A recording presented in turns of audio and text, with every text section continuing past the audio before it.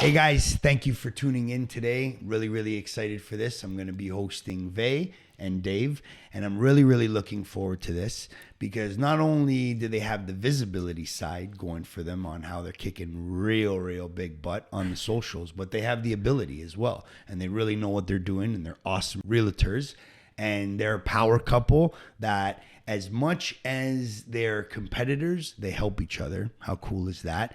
And they work for a badass brokerage, Rare Real Estate. Shout out Rare Real Estate. And going to hear a lot more about that programming today. Going to hear a lot more about the Tulum market and just what it looks like to be a power couple in the industry, kicking butt and working their way to the top.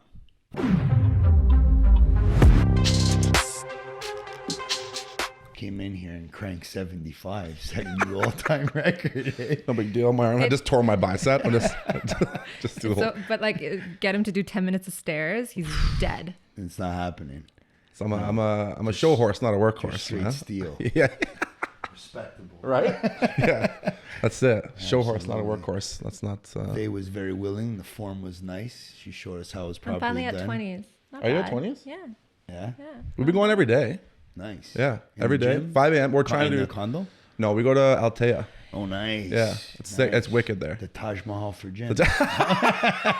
Literally. You know what though, bro? We pay how much money? We pay like what? On top, we got a good. 108. Yeah, we got a decent deal on it, but it's month? like That's yeah. not bad. I know No. all my That's expenses not by bad at heart. all, 108. Some people pay like 150. 50, yeah. Yeah. Right We got like on. in between the two good deals. Yeah, but it's like it doesn't have. I mean, it has like a restaurant. It's got the pool. It's got the sauna, and Yeah. we've literally used none of it ever. We're like, when we get this membership, we're gonna come here early. We'll bring our laptops. We'll get some work done, Never. and then we're gonna have dinner, and then we'll have. Never once been to any of it ever. We So do I'm- the steam room. Yeah. We meditate in the steam room. That's Nice. like a thing that we Very have to do. cool. We're trying to be part of the 5 a.m. club. Love it. We're Love like it. we're like the 620 club right now. That's okay. It's We're getting okay. closer. That's okay. We're getting you're inching closer. away. I think That's we're getting like- further. We Yeah, were that's at true. 5 a.m. and now Time we're, change. We gotta catch up. I'm still catching up on sleep from the time It's change. been But 2 weeks. the 5 a.m. club honestly has been like waking up at 5 a.m. has been game changing for me for sure. Yeah. I mean, we're not at 5 a.m. We're pretty close, but it's just like when when you get busy every single day and you by the time you get home at 6-7 o'clock and then you have 2 or 3 more hours of paperwork, you realize that if you're waking up at 8 o'clock or whatever, by the time you get your shit together and you go to the gym, you're home at like 9:30, your first client, and work starts at like 10. You don't have a single second that whole day for yourself, or you're then caught in the rat wheel of working in your business and not on your business, So like taking that from 5 a.m. till 8 a.m. to work on your business. And I honestly find that I'm the most creative in the morning. Like I burn out at like 5 o'clock, 6 o'clock. Yeah. Like Yeah, I'm he's not shutting there. it down. No. He's not Yeah. there. No. Yeah, because you guys are going hard day in, day out, right? Like Yeah. you It's guys got to be insane. on all the time, text, phone, emails, right? Yeah. Yeah. But it's hard too. Like a lot of time, like people, I have clients that are morning people like myself. And then I got clients that are texting me because they're just finishing work at 8 o'clock and they want to have that conversation. Right. So you don't really have a choice what time you get to work. It's Yeah, just yeah. whatever is best for your clients. But Yeah. But it's so cool when you start to really break it down and get as efficient as that. Yeah. And when you start pulling the clock back and like being stingy with time and knowing how valuable it really is and sure. and how to use it. And like you said, work on the business instead of in it. For sure. And what that does for growth. That's insane. Good on you guys, man. That's Big time. teamwork. Eh? Yeah. Teamwork. You got who wakes who up. Oh, it's Wakes half up. and half, Yeah. really. Oh, okay. Usually he wakes me up. I read this thing and it's like guys like wake up and they're like full of testosterone. They're like go. And girls like wake up and we're just so like calm and peaceful. And he's like, let's go. We're going to the gym. And it's very like, I'm used to it now. But now I'm just like, can I just get 5 minutes? He's like, no, it's already 7. Like we're already late. And I'm just like, okay. Yeah. Like, but Yeah. he's like so motivated in the morning. I'm used to, I'm good. yeah, you're good. I'm good. Like we're on our computer working by 7:38 every morning, which Yeah, is like done the good. gym. Awesome. Like done Yeah. the gym, and we have to go to the gym. So like done the gym. Yeah. And it makes us like be able to answer emails, like do our follow-ups, do everything because we never have showings at 8 a.m.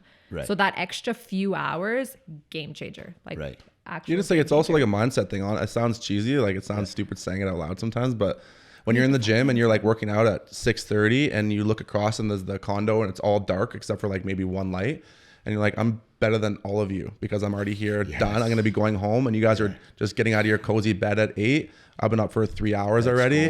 Yeah, you know, like I'm already here and you're down here. So like you just feel like, okay, I'm a step ahead of everybody already. My day's already halfway done, and you guys are just getting out of bed. So it's like a mindset thing where you just feel elevated compared to other people, which read the 5 a.m. Club. Yeah. One of the best books we've probably both ever read. There's this call. It's called The Wake Up Call by Joe I know. Tramboli. I heard we have I'm on it. We have. Are you on it? Really? Yeah. So I'll pop on like once or twice a week, right? Okay. 'Cause I got the 3 little ones at home, so sometimes it's a little tougher, right? If they're up in the middle of the night, I sleep in because I get up and help the wife out a bit. Yeah. But yeah, it's awesome. They do a reading, right? And then Joe Tramboli, Yeah. usually the gentleman who's hosting it, he's got some co-hosts, and then he'll talk on the piece a bit. Right, but it's nice because everyone's just trying to develop. They're trying to just elevate, and you're on the same vibration. You know? That's But cool. It's cool. That's yeah, cool. I feel No. fired up. I think there's a lot of people in that group. No, There is, there is a lot of people, Like a lot of hundreds. realtors and brokers. Yeah, it's a lot of our community, right? Yeah, it's cool. That is cool. Yeah. That's all. And Vey, so I find it pretty interesting as watching a lot of your content on the socials there that you have, like, you got your numbers in line and you got this solid accounting background and you got real tight budgeting that you work within, and it serves as inspiration when you're educating your investors with that piece on how to prep to not only scale a portfolio but to get into the market, right? I coming from us doing financing and me seeing that, I go, wow, that's a nice little added layer that Vey gets to bring to the table in regards to value for clients. So no, for talk sure, on that a bit. For sure. No, I was an accountant. Was going to do my CPA. Just with my French background, I had to take in 2 extra years of school. Whatever. I ended up being an underwriter for the government for a while, and then it's actually my father who's like, because I used to be the one that'd be like, how's your weekend? And everybody'd be like, shh. And I was like, I am not in the right field. Like, I was good at it. I was like a little whiz with math, like won all the bursaries and stuff in high school and stuff. So I knew I was good at it, but it wasn't my personality. So it's actually my dad who's told me to get into real estate. I was 24, 25. So fuck, it's been 8-9 years now. So that's... She does my budgeting for me. So so like nice. Now, awesome. But it started off with actually when I started to date Dave, and like a lot of new realtors would be like, hey, like I'm making the money, but like I have nothing to show for it. She's like, people are like, how do you go to Tulum all the time? How do you have a car? How'd you buy your own condo? Like, you were 28, 29, 30. I bought my first condo when I was 22. Yeah. All budgeting. Like, I've been budgeting every single penny since I was 16 years old. So like nice. I used to create spreadsheets with my dad and be like, this was your income, and this is exactly how you have at the end of the month with your car payment, your this, your that. So by the time like I was 22, 23, even like I was able to buy, Portland's like my 3rd property now. So it's like, it's good. And it's all because of budgeting. So then I got in the idea, because he's crazy successful. And he's like, yeah, but I don't know where my money, like, I don't know where anything goes. Like, but you just asked me, but literally, he's like, I don't know. He's like, I don't get it. I'm like, you don't get it. But he's like, you just asked me, what's our membership price for the gym? It's $108.52. Like, I know, credit card. I know all my expenses by heart. Yeah. And like, as a realtor, it's even worse because you don't even know how much money you're going to make one month. You can make $50K, and for 6 months you can make 0. Yeah. So then I started inventing like spreadsheets and budgeting things to be able to help realtors, and we're actually in the process of like creating maybe an app or something to help realtors. Nice. Because not only that, I'm like, guys, you have to put 22% away for taxes, and if people are like, but we're incorporated, we have businesses. I'm like, no, you still owe personal taxes. And a lot of people don't know. And it's like through conversation with other realtors that they're just like, I didn't even know I owe 50 grand in HST. It's been 2 years. Now I owe 75, because they don't know how to save while running a business as a realtor. So like, hey, any realtors listening out there, if you guys need help budgeting, 100% I can help. Yeah. But it's for sure like, for your clients. Like for my clients. Yeah. We do a lot of, we started like not much anymore. We're both kind of out of the rental side of things. We have teams that are kind of handling the rental side of things, but we still deal with people that are like our sphere and our network of people and clientele that we work with mainly is new investors, people that have purchased their first property in the last 3 to 5 years. Okay. They're now either onto their second property or looking to get their third property. So they're new investors. They have no idea how this kind of works. They have no idea how to get into the market. They have no idea what a HELOC is. They have no idea really what equity is. Yeah. So where she comes in a lot of the time is she'll help these people start to create their budgeting plan so that they're able to pull this off within like 1 to 2 to 3 years, right? Yeah. Because a lot of people have this thing in mind where they want to become an investor. It's a hot topic. Everyone wants to become an investor of some sorts with no real outlook on, or a plan on how to get there. Right. So if we can get these people and we know they've purchased a property, we know in the next couple of years they're going to be looking to either upsize, buy a duplex, triplex, whatever. We can kind of set them down, get a budgeting plan in place for them so that we're like, hey, look, this isn't going to happen overnight. Okay. You're buying this property at this price point with a, potential of an increase of, let's say, anywhere from like 7 to 12% annual on your property. Let's factor that in. The market stays consistent, whatever. And with this budgeting in place, we can now get you into your second or third property if you follow this budget and kind of get you prepared to that area. Yeah. The thing is, I find there's a weird like gap between a lot of these people that I see on podcasts or mortgage brokers or whatever that are like super high end, or like, what's the word I'm looking for? They're very into their numbers when it comes to educating people. Okay. Yeah. There's a guy at our office, Daniel Foch. He's like the whiz, man. Like, yeah, I love dude, this unbelievable, man. Awesome. Like, and this guy, when he's speaking, a lot of time, it's like, I learned so much from him. Yeah. It's crazy. So what I do and what we do is we kind of like regurgitate that, dumb it down a little bit, and give it to a lot of these like new investors, because a lot of people, when they listen to that, they're like, what? Yeah. So we'll take that high level information and kind of turn it into more entry level information where we can, set them up with a plan and actually have it very normal to normal conversation where it's not that high level information. We're dropping big numbers on like bond yields and all that stuff. And they're just like, I just want to buy a house, man. I'm looking. Calm down, Foch. Yeah. I don't listen. Foch is like, he's literally one of my, he's one of my idols in this industry. Yeah. I think he's definitely like paving the way for a lot of people. And it's crazy the numbers this guy drops in this. Like you can't argue with him because he knows it. I'll be like, well, what about? And he's like, yeah, but the bond yield for this and so I'm like, I don't even know what you're talking about, bro. Yeah, he's been in the business in Toronto essentially like much longer than I have. Like I started my career in Ottawa, so it's like it was different for me to like come here and like have a database of clients that are already on their second and third property. Like I'm still like I'm an expert in first time home buyers. Like I am, like I've had listings and investors and whatnot, but I'm still the expert. And I think it's from my accounting and finance background. Because my first year in real estate, I sold 36 houses just being a buyer agent. Yeah. It's by my first year. 1 year? 1 year. 36. Yeah.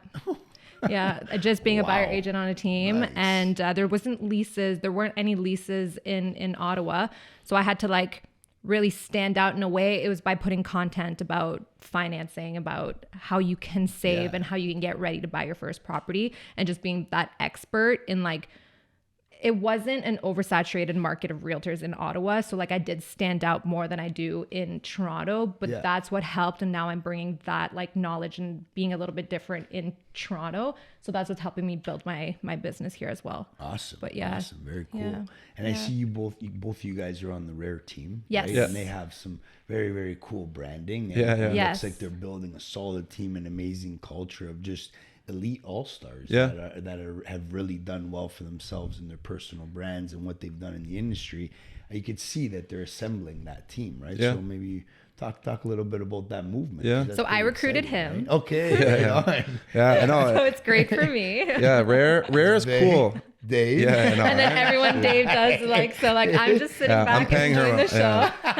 I pay her mortgage by through RevShare. Yeah, through RevShare. Yeah, just like thanks, babe. I appreciate that. We have a very good move. I know. I was like, you want to date me? You are coming to Rare. Yeah. Literally. Well, we have the same model as EXP. Mm-hmm. So we have a very similar model. I don't want to say that, actually. Let me take that back. We're very different than EXP in a lot of ways, but we do have RevShare, which allows us to make passive income off of other people that we bring on. But the cool thing about Rare that's different is that we basically structured it around bringing in good people first.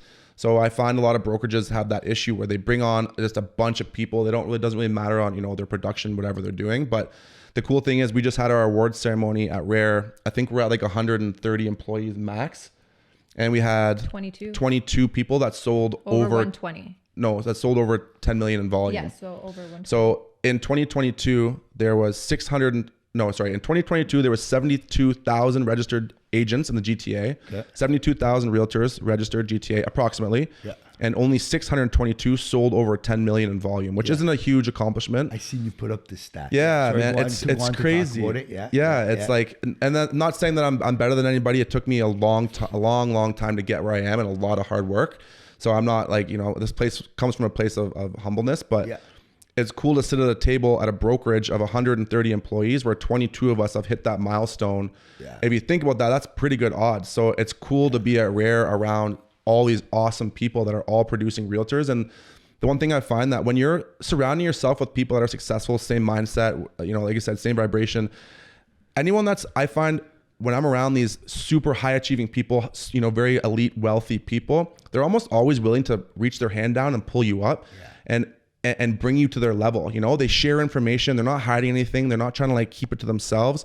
Anyone that's overly successful, they're open to sharing their secrets to success because they want to see you succeed, right? So being around those people is awesome. It's actually like when I was younger, being around people that were below me or, trying to whatever, like they bring you down, but these people just bring you up, man. And like, but do you not agree? Like I've been part of like multiple brokerages and so have you. Like, I feel like that mindset of like realtors at Rare is way different than it was in like a Coldwell Banker or Remax that we've all been part of, even like EXP. I felt like you were very lonely at EXP. Like Rare is like a weird, it's a community. It's like we are competing. Of course, everybody's competing. I'm competing against him. Like every day I'm like, I'm going to win. And like, it's hilarious, but like, it's a weird like community where we're all helping each other out. An agent can call either one of us, a new agent, and we're more than happy to help. And it wasn't like that in other brokerages. Like I've never felt like a little family like I do at Rare. That's because we have the revenue share, right? So if I'm successful and I bring up my whole team to be successful and they hit their milestones, I'm just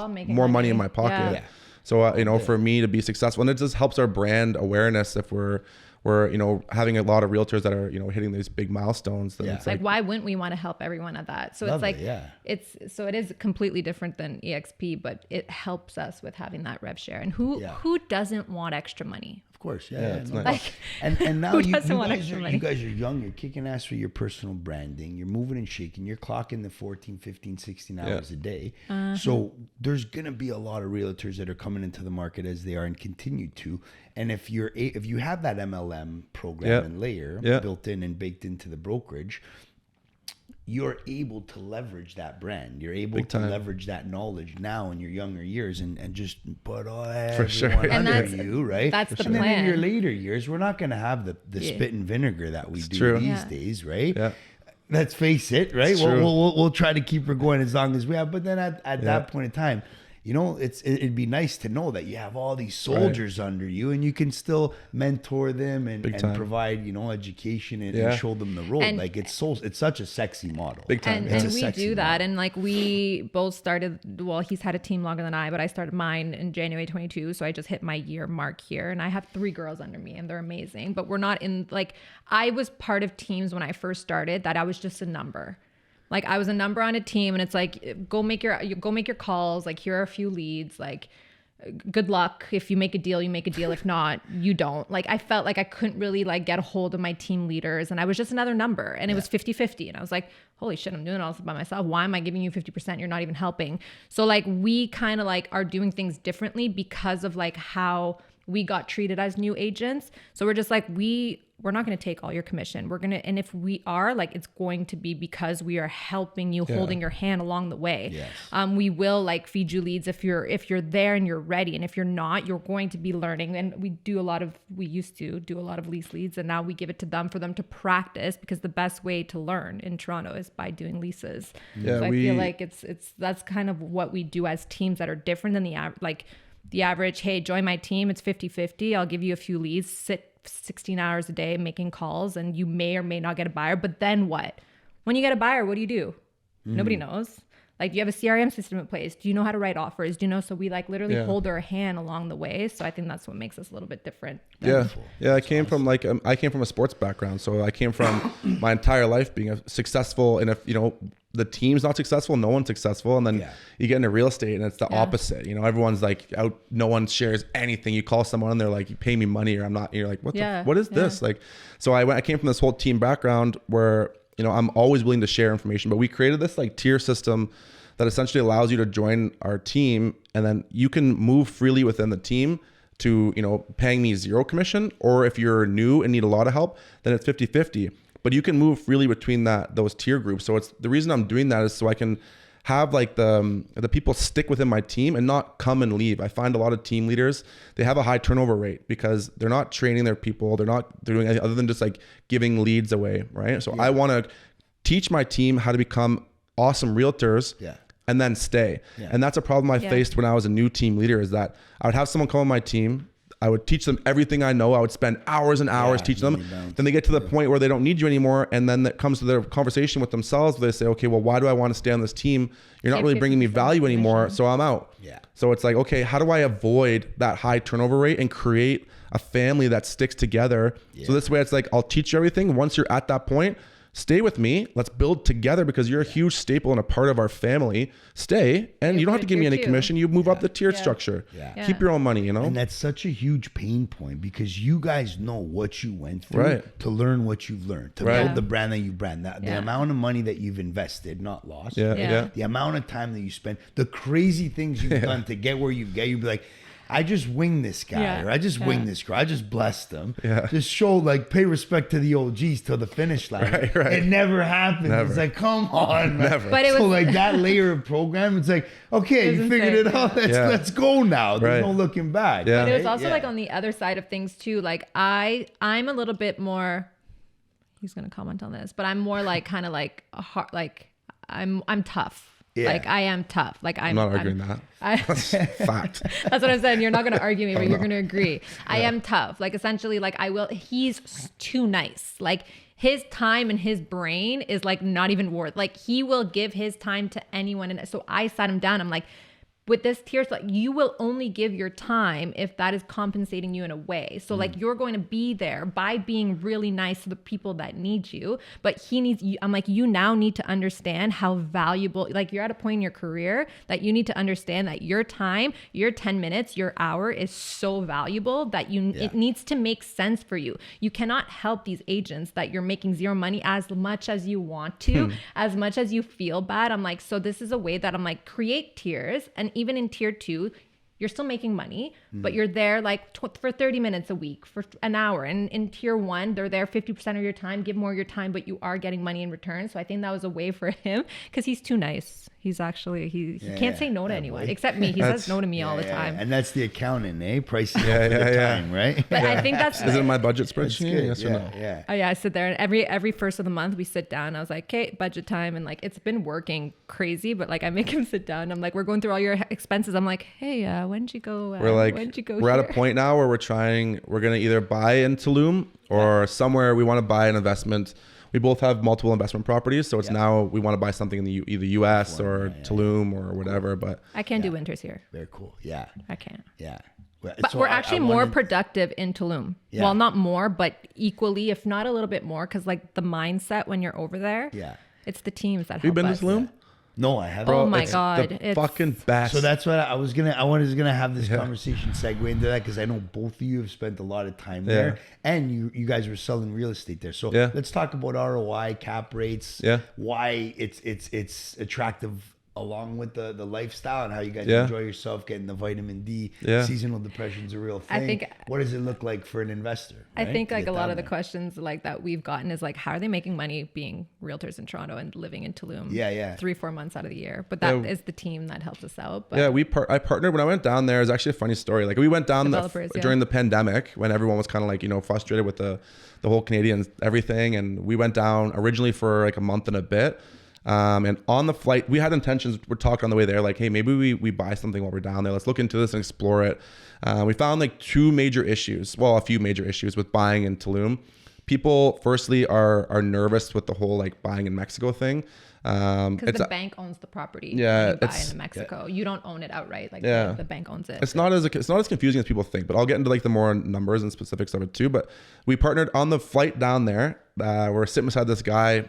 And he was super fucking annoying, but he was like, I was trying to work, and he kept talking to me and talking to Vey, and I was like, getting mad. He's like, this guy keeps talking to you. I was like, shut I'm in the middle of both of you guys. Like, driving me nuts. Yeah, I was working like fully, and he'd be like, what do you do? I'm like, buddy, how much more obvious? Like, you know what you do, like the headphones out. What's that? And I'm like, headphones back in. Like, You know he's what? mad. He's still mad about Yeah. it. And where is this guy? I'll find this guy. No, but He's gonna tune him right on the. But then I was livid, at but- the airport, he came up. He's like, "What's your number? Let's meet up." And he looked at me. He's like, "No." I was gonna kill this guy. But yeah. Oh, after the flight. But yeah, so this guy, He was we're talking about buying in Tulum, and he's like, "Oh, my friend, she's dating some big builder, and whatever." He says her name, and it's a girl. Actually, you might know her too. Her name's Cyan. She used to work in the like as a bartender at Mademoiselle Under. What's it called? Like marble, but underneath. Oh yeah, marble underneath marble. Anyways, whatever. Mademoiselle, we use the old That's right. Mademoiselle. That's right. So anyways, she went to Tulum, met this French dude who's like a multi millionaire, really, really, really nice guy. Yeah. Like just genuinely good person. Yeah. And this guy on the airplane knew her, told me to message her. I messaged her. I'm like, hey, is your boyfriend a developer? She's like, yeah, he's a builder in Tulum. Maybe you should meet.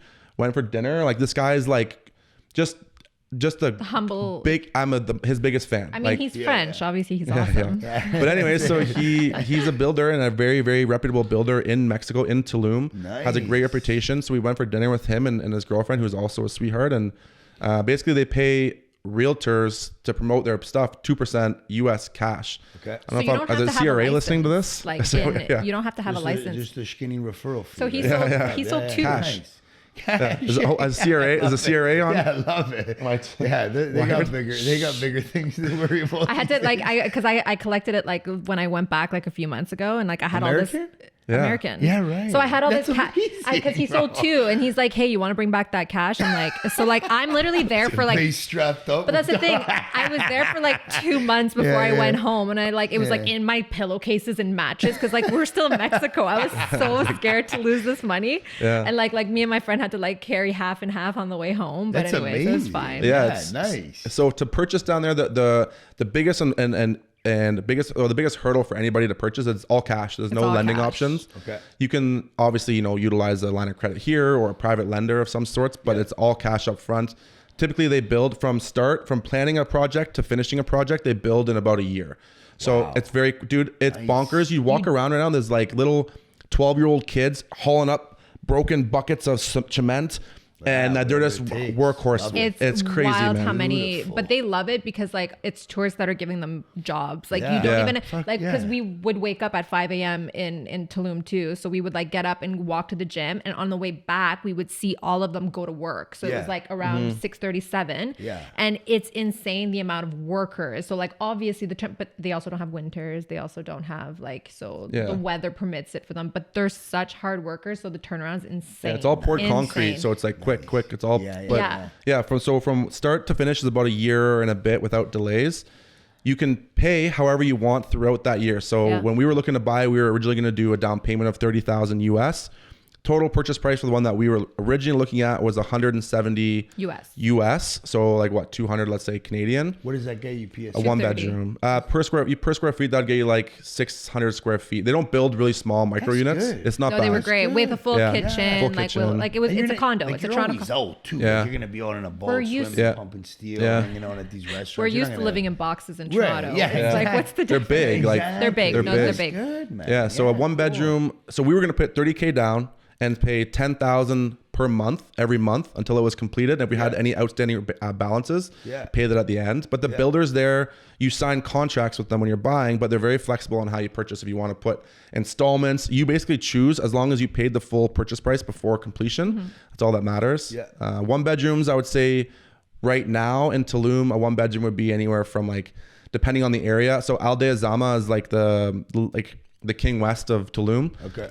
Where everyone like young wants to be wealthy. That would be like 200 US for a one bedroom for like 600 square 'cause feet. It starts off still at like 170 to 185, but for a studio. So yeah. Yeah, one around bedrooms are- two, yeah. yeah. Two bedrooms are like 4 something, and you get like wicked ones for like 6. Nice. Yeah, it's pretty good. That's and like good, man. you're looking, the one that we were looking at was 170 US, right? So 200 Canadian. We were gonna make, if we Airbnb'd it the whole year, if the numbers made sense and it was almost at, I think it was 90% occupancy rate, we would be walking away with 21,000 US dollars at the end of the year After all HOA fees, utilities, and yeah. paying the Airbnb. The Airbnb is 21. They take 20% of all commission, but they deal with everything. They clean. They take care of everything. Yeah. So in terms of investment wise, like the only concern I had was the appreciation value, because right now they're building so much in Tulum. Tulum has changed even since the pandemic, because it kind of became a thing. I mean, it was always a thing, but the pandemic really like highlighted Tulum, because during the pandemic, you go there, like no one's wearing masks. It was like a free for all. It was wild. Yeah. It was a good time. It was normal life. Like you go down there and you see a mask and you're like, what the fuck is this? It was different. It kept you sane. Right. So it was great, but it's changing and developing so quick that I have a little bit of concern in terms of appreciative value, because they're building a lot of 1-bedrooms because it's most affordable. So all these Canadians, Americans are coming over, purchasing the smaller 1-bedrooms as investment opportunities. But if there's, right now there's not as many options. So your Airbnb prices are higher, your return's going to be a little bit higher, but as they continue to develop and build and expand, I think it's going to slow the appreciation value. Yeah. But in terms of Airbnb rate, you're looking like what per night? 200 a night, 115 a night. Yeah, because they go so quickly, because you want to go on the beach, you're paying $1,000 a night. Yeah, for like the hotels. For the hotels, okay. Like, so in terms of like, you want to do. You're getting that all day, every day. You'll do well with the cap, the capacity. Crazy. So like, and people that don't know Tulum will go stay on the beach. And of course, if it's the first time you're going to Tulum and it's the 4 or 5 day vacation, okay, yes, of course, go on the beach. It's stunning. Like what you see on the beach, it's like nothing. It's essentially like, I don't know, Mykonos, I guess, ish, but like it's cool. Like you're in a jungle, and they kept the jungle aspect of everything in all the hotels and everywhere you go. Yeah. But for especially when you're with friends and stuff, obviously the better route is to do Airbnb. So it's safe too, like we never, I can truthfully say you're in the black big time, because even if you were to perform a refi here, let's say on a property, to carry 260 grand, American, 260 Canadian, right? Let's say just rough numbers, say $1,500 to $2,000, for sure, depending what bank, what lender. Yeah. But then over there at 150 a night, let's say even 20 nights you have it rented, you're at $3,000. 100%. You cover plus you're in the black, right? 100%. You would only 66 cap. That's what I mean. So that's good, man. We were looking. I was talking to a few private lenders just to see, like, if I put down 100 and they lent me 100, I'd say like, I don't even know what private rates are anymore. The last time I talked to them was when rates were 1%. What's a private lending rate right now? 13? Starting at like 8, 9 for the like bigger 8, 9, mix. Yeah. And then if you get into the lend to all style lenders that are just kind of equity lenders, you're starting at like 10, 11. That's what I was thinking. So I was running the numbers that even if I were to put down 100K of my own money, get a private loan for 100 grand or 150, at 13%, let's say, I think I would still be cash flowing at least 500 to 1,000 per month at full occupancy, which it should be. We're heading into the slow season right now in Tulum, which is like right in the summer season. But I mean, the only thing it's there. But my math brain stops me, and the only reason he kind of let's hear it, doctor. Take my credit card. Him, like, I'm like, okay, so we actually got to sit down and do the math, because like it's all cash, and like we can buy a property in Toronto for actually way less of that amount of cash, and the appreciation value is there. So then like I'm like trying to really break down the numbers and saying, okay, like we can make on a low year, okay, let's say we're making 8% a year on our investment in downtown Toronto. Let's say it's probably going to be, annually, if we're smart, equity, annually equity. Like the return on that investment for 60K. Like we don't need that much. Like we can buy 2 properties for 200 grand cash. And like, I'm like, okay, so think about if we live there. So we're saving the $200 a night for like the 3-4 months, because we're there high season. So we're not renting it out to Airbnb people on high season. We're living there. So like I'm trying to Plus you're blasting a diamond night in the supper clubs. Where are you getting $1 million cash? Big time, Where are you getting $1 million cash? I gotta work a little harder. Yeah. I do your budgeting. I know it's not possible. I can go to Bagatelle every weekend then. But that's the thing. So like it makes sense, but for us, I'm like, you need to remember we're living there. Like it's not an invest. Like in Toronto, we would be renting it out. Yes, we'd be losing and not profiting. So we're still in the process of figuring it out. If But you're a big numbers guy yourself, right? So it's like we think, okay, if you're making, let's say $20,000 a year on a property investment down there, that's just like that's not including appreciation value. That's just like your actual, let's say 20K Canadian.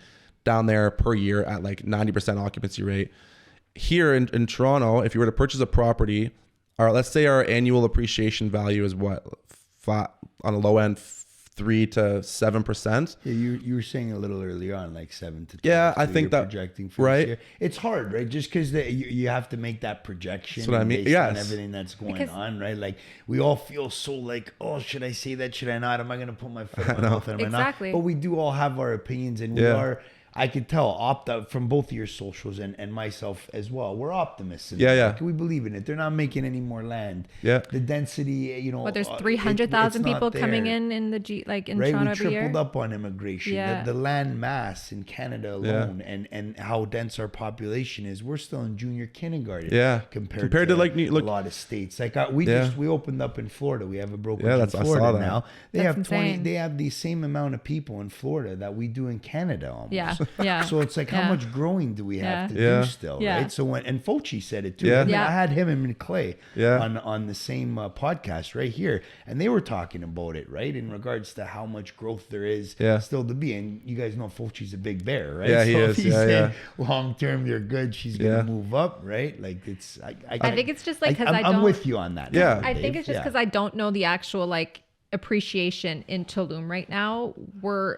We will soon, I guess, like it may be in the next, because we're watching it. We've been watching it for a year. So we are seeing like what resales are going for a new build. Yeah. So right now in my head, it's like, we're making 20,000 a year, let's say. Yeah. But that's 1% on 200K. Like 1% is not a lot of money to me on 200K. So like if I'm only going to make 1% on 200,000, I'm going to invest it elsewhere. Right. So that's the only thing stopping me, because I don't know what the actual appreciation if I purchase that property. And if not, we said, why don't we buy something in Florida, actually Airbnb that out for the full year, take that money and rent in Tulum. Yeah. So like it's the growth in economy, in my opinion, where you look at the economy, not so much even the structure or the building that you're buying, and you say, fast forward, dial up the clock 10 years. What's going on over here? Yes. Right? Why we like Florida? The governor is a rock star. Yeah. That's awesome. Tax laws kick ass. Yeah. A lot of the Fortune 100 companies. It's easy are for Canadians there. to buy. Easy for Canadians to buy. So like when you look at what you think that market's going to perform based on whatever one that you're looking to invest in, I think that's what has a lot of correlation with the appreciation. For sure. So we're definitely learning the Tulum market, and I think in the next few months we'll really be able to like advertise it, saying like we are going to be the reps, like for like really Canadians and Americans that want to buy there. So. And I don't want to hijack the convo, but right there, I think you hit the nail on the head, because you guys are being looked at, let's say, as the experts of Tulum. Yeah. So not even so much on the investment side of things with you guys, where to live, what to do, but you put your money where your mouth is. You bought a unit, you're there, you're holding it down, you're making 2% on each unit, right? For sure. And everyone knows, call Dave and Vey. That's what we want to be, right? So I think that's where there's some ROI too, which is a whole 100%. Other stream of revenue. 100%. But you'd have to again put your money where your mouth is, buy your own unit, show them the cash flow. Exactly. Like, it could work for you there. That's what we want to do in a whole other way, right? Yeah, I want to make sure that like you're 100%. That's my plan, is to do that, be the people that people can trust here, because we've dealt with realtors down there, and they're a lot of them are looking out for you, but like it's just different down there. They need money, and I mean, are they bullshitting me? I don't know. So I want to be an actual Canadian myself that's bought a property down there and knows the ins and outs. Like Americans and Canadians. I know who the lawyers are, how to set the banks up, all this stuff, so I can take you from point A all the way to you closing on that property without any headache at all. I'll be there to hold your hand the whole way. And we do have like location down path. We do know Tulum, like in terms of like investment, what's cheaper, what's more, like what rents out. Like we have most of it. Like beautiful. We just like to be experts, and for people to trust us, we need to be experts in everything. And I think we will be in the next few months, because we study it now, like beautiful. Now that we just went back again, like now that we're looking at it closely, we will know the exact numbers soon. So I think in the next few months, like we will start advertising, like if you guys want to buy in Mexico, or essentially like Tulum, we're going to be the people. Where in Florida is the office? Yeah, we have 5 more to open up in the state, right? Nice. But we started in Lauderdale. Okay, that's amazing. Yeah, the density, and there's a lot of families there, but it's got a real cool vibe too. So when it comes to what's a one bedroom condo cost in Lauderdale? It can be anywhere from like 350, 400 all the way up to crazy. But we can get financing, crazy, right? But in the financing, a lot of it's a very common strategy when people are buying foreign, and we're finding it that it's just they're performing a refinance here, right? On their equity, they're taking the DP and they're moving the down payment there, yeah. and then we're bridging them and getting them financed there. The beautiful thing is about the States is there's so many different lenders. Yeah. Over here, our backbone we're the big five or the big six. And they're just not as sophisticated as the banks down there. Like a lot of other things, they're just evolved in a lot of ways, right? Down south. So it's nice working with those lenders because when you have conversations with them, they get it. They just understand it. Yeah. There's program like it's over here. It's just like, dude, what's going on, man? What don't you see from this client? Yeah. You know what I mean? Right? But anyway, long story. I don't want to get into that. But long story short, down there, it's like they'll look at cash flow. They'll look at Oh yeah. Yeah, and then those like this thing's in the black X amount of dollars, and they'll lend solely on that with lower down payments.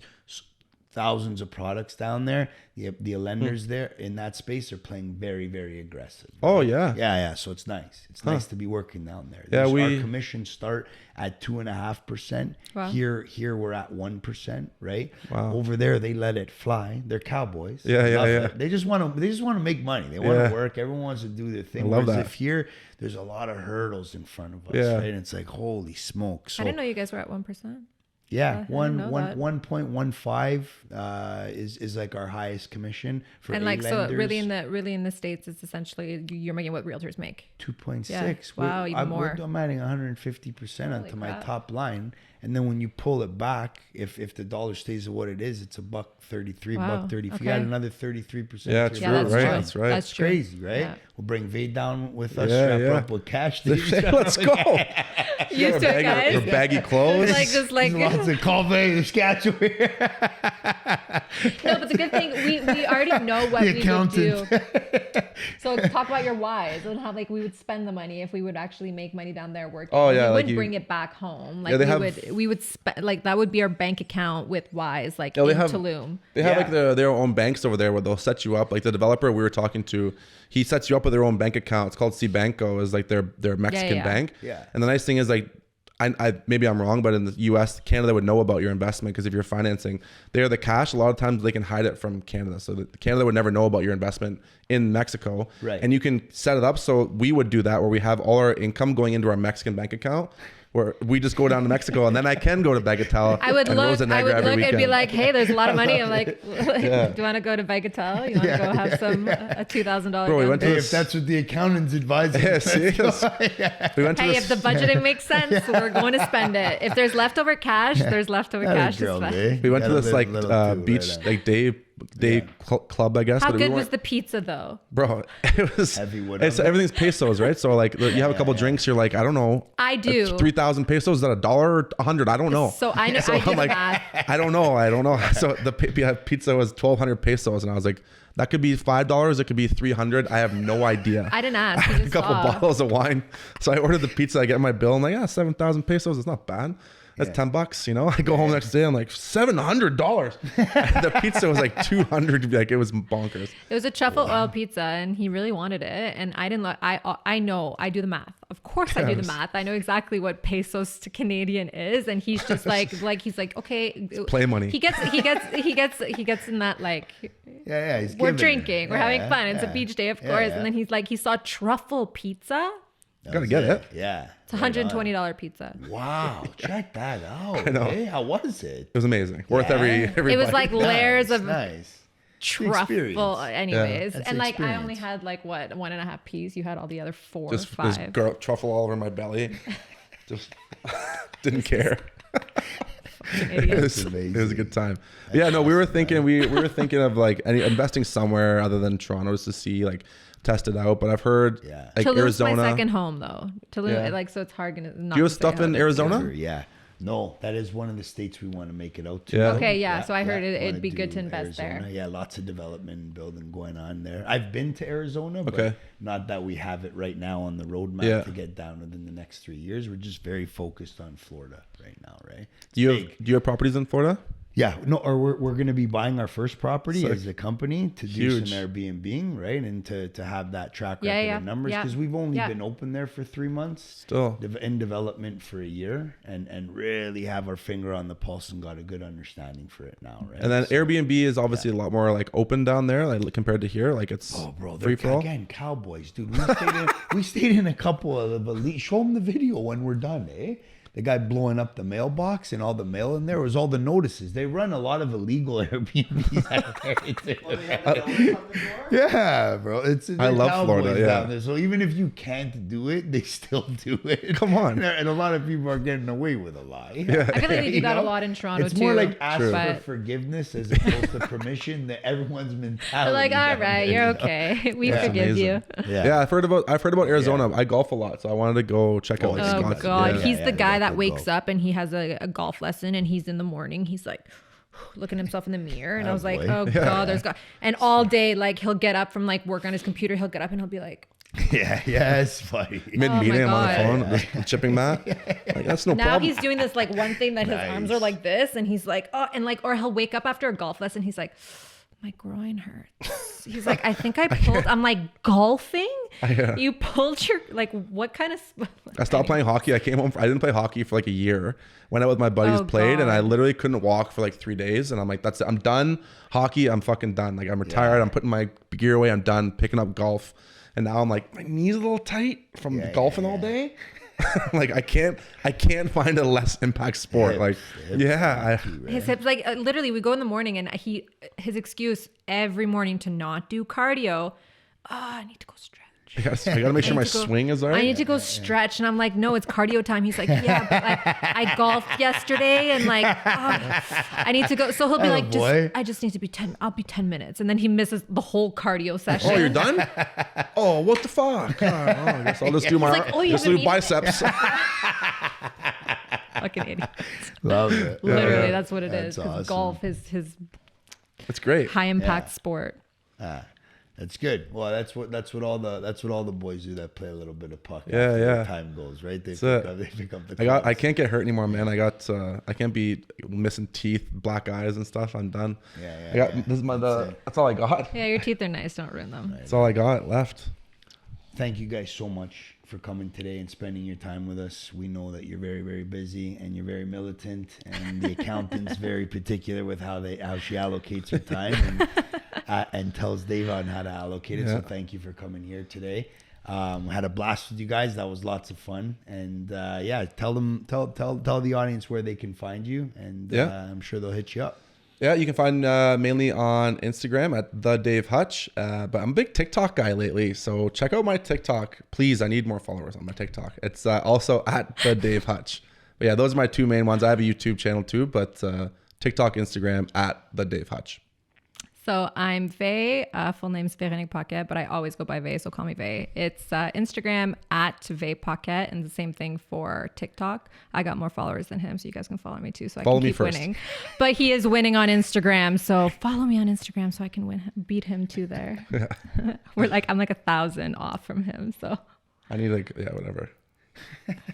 we need more Unfollow- followers yeah, together. yeah, No, yeah. I'm kidding. So yeah, Vey Paquette on both Instagram and TikTok. Thank you very much for watching today. As always, really, really appreciate your support. It's awesome. If you could please hit the subscribe button and like. That's how we grow, and that's how we continue to move forward with this movement and have rock stars on the show like we do today. Thank you.